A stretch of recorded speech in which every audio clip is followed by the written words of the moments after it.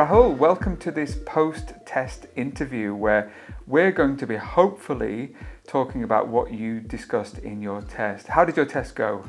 It was, according to me, it was good, but I think it was good, sir. I learned a lot. Great, great. Do you remember the topics that you had in part one? Yes, the questions were revolving around family, healthy living, and colors. Aha, so let's help the students today by talking about the topic of your family. Now, you had questions such as, do you have a large family? How often do you see your family? And so what I want to do is give you a quick test. Do you mind? No, I would love it. So the first one is, how many different family members can you name in English? I think we can say mother, father, paternal uncle, paternal aunt, sister, brother, and I think the list can go on. You can say my paternal, the daughter of my paternal sister, the son of my maternal uncle, and I think that should be enough. Would that be things like cousins and grandfathers and stepsisters and stepbrothers? Those are things that you could also say, right? Yes, we can. I'm not sure why I missed this. Now, if I said in English, who do you take after, what does that mean? To be very honest, I don't know about this. Great. So if I said to you, who do you take after, it means who do you resemble or who are your behavior and characteristics like?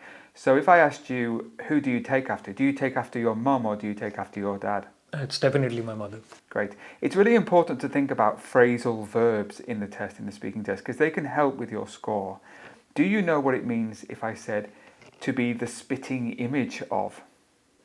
I'm not very sure about the meaning, but I think it's something you are exact replica or something like that. Correct. So to be the spitting image of. Are you the spitting image of anybody?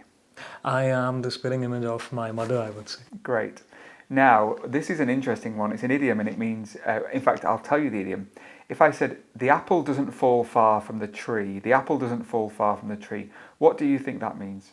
I think it means that you are definitely going to be something like your parents. Correct. Yeah, so you have, again, many of the characteristics of those people. If I said blonde hair runs in the family, to run in the family, what does that mean?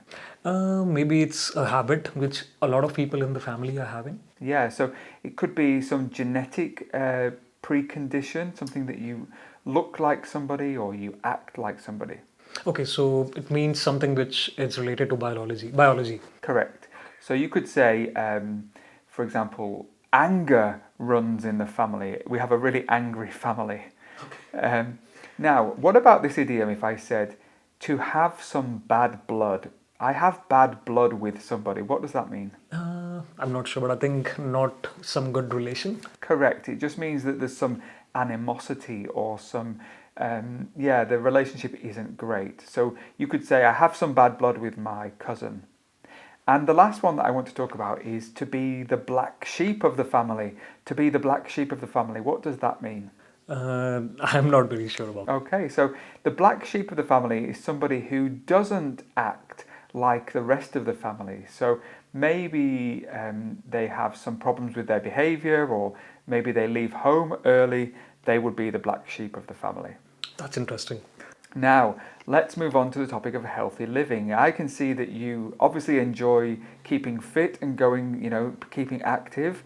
Would you say that you are in shape? Yes, I am. Great. I am very proud of it. Excellent. And what would it mean if I said somebody was out of shape?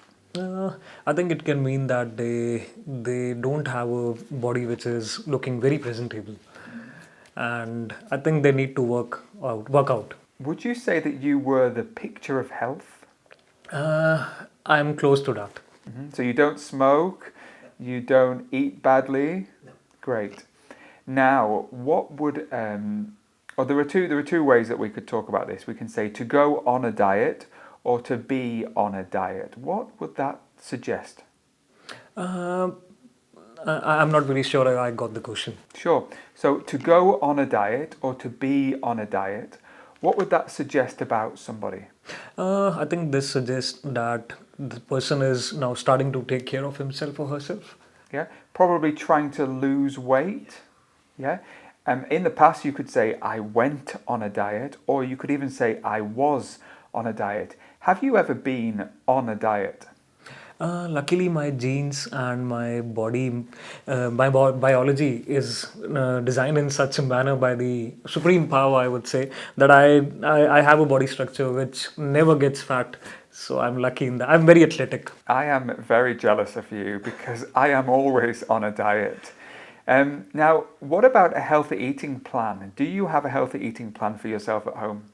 Yes, I can say that it's not 100% healthy, but it's on the side of health, I would say, because I drink protein shakes. I don't eat something which is having a lot of fat, saturated or unsaturated, but I definitely take care of my calorie intake. Fabulous. Now, there's a phrasal verb which means to cut down on or even to cut out.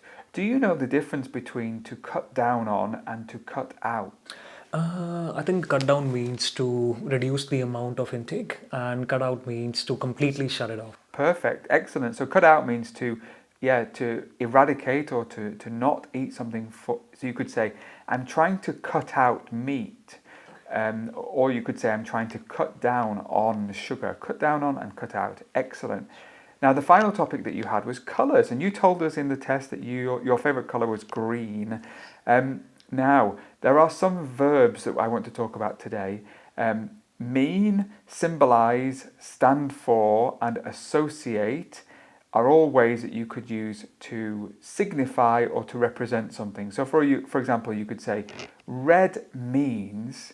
What does red mean to you? Red definitely means danger, something which is we should be cautious of. Okay. And what does blue symbolise? So blue symbolises what? Blue symbolizes peace, I would say, and it symbolizes the sky, which means you are limitless. Perfect. And we've got the verb to stand for. What does green stand for you? Green stands definitely for nature, for me at least. Perfect. Now we've got the word associate with. What would you associate the colour black with?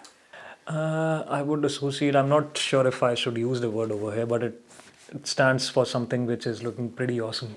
You know, whenever somebody is dressed in black, they look at their best. Wow, interesting.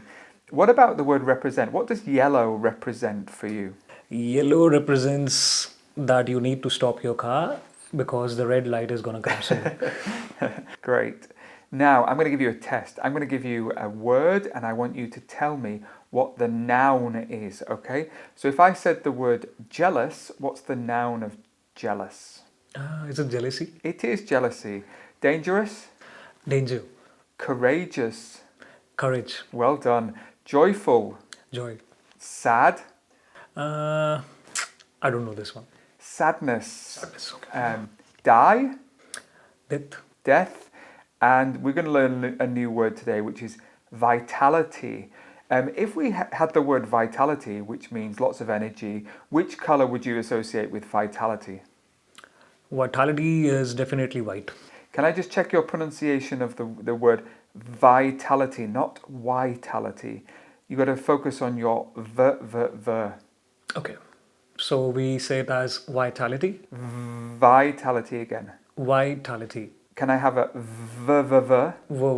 Vitality. Vitality. You've still got the W, so go away and practice that. Well done, Rahul, today. I hope you enjoyed this test today. We will see you for another test. If you want to watch Rahul's test, you can see it in the corner of the screen now. I definitely recommend and go and watch his full test because he did really, really well. Thanks, Rahul, for coming along today. Thank you.